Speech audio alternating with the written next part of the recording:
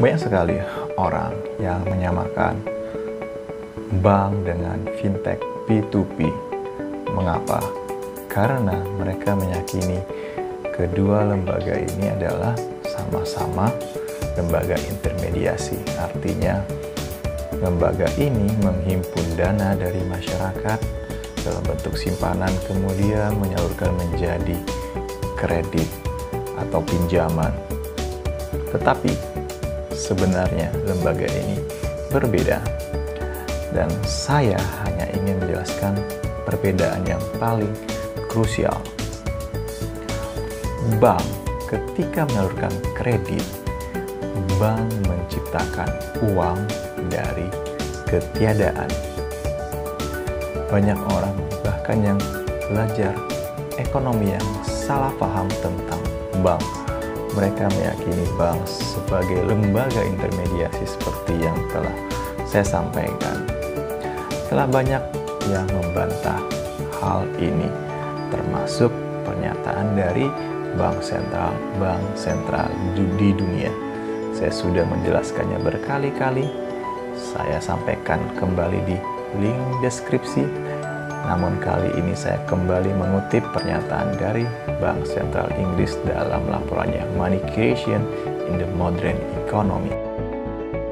Dalam ekonomi modern, sebagian besar uang berbentuk simpanan bank. Namun cara simpanan tersebut tercipta sering disalahpahami. Cara utamanya adalah melalui penyaluran kredit.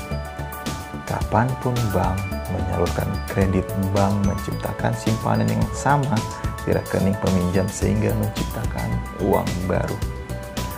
Alih-alih bank menerima simpanan dari masyarakat dan menyalurkannya menjadi kredit, kredit bank menciptakan simpanan.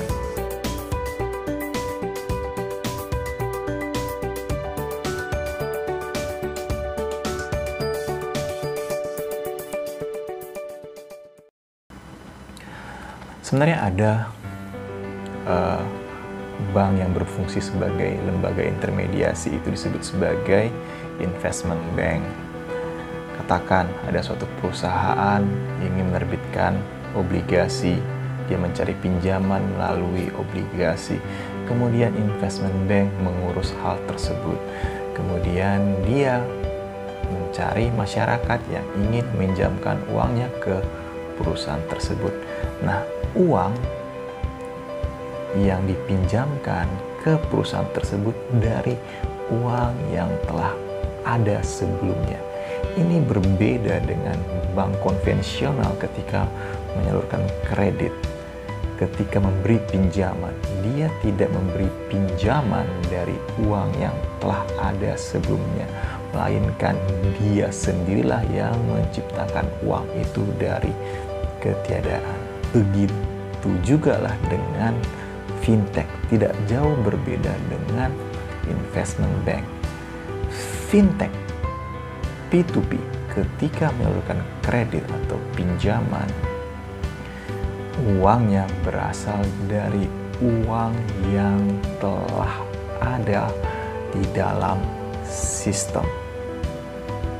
Ingat, uang yang telah ada di dalam sistem. Berbeda dengan bank ketika menyalurkan pinjaman atau kredit, berasal dari uang yang tidak ada di dalam sistem, melainkan mereka menciptakan dari ketiadaan.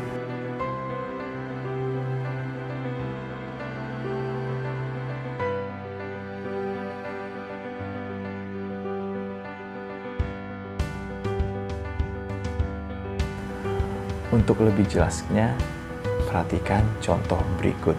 Contoh ini adalah contoh transaksi sederhana, hanya terjadi pada transaksi pada satu bank saja. Nah, katakanlah ini adalah laporan keuangan bank. Misalnya ini adalah aset, ini adalah liabilitas. Nah, katakanlah bank menyalurkan kredit kepada X gitu ya, sebesar 1.000. Nah, kemudian di liabilitas bank akan muncul simpanan X.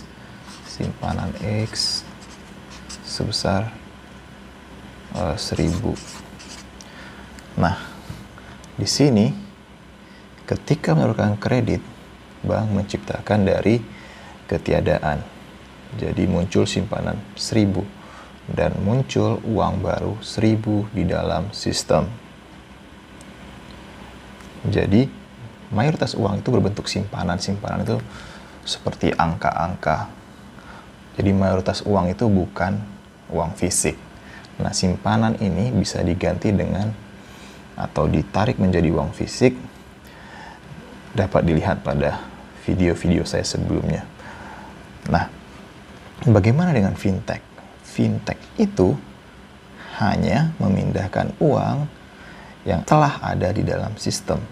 Katakanlah simpanan X ini kemudian dimasukkan ke fintech. Itu sebesar 300, jadi ini tinggal 700.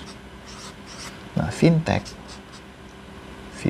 P2P itu sekarang mendapatkan 300. Nah, lihat, tidak ada perubahan jumlah uang di dalam sistem, tetap 1.000.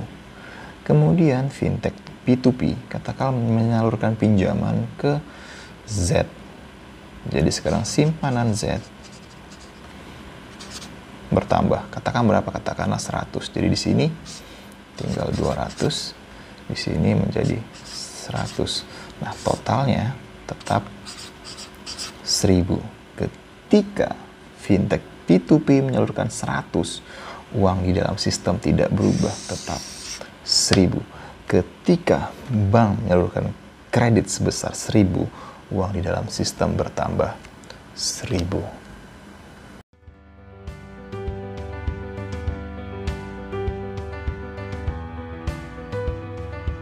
Oke, itulah penjelasan perbedaan paling krusial antara bank dan fintech P2P. Salam berpikir ulang.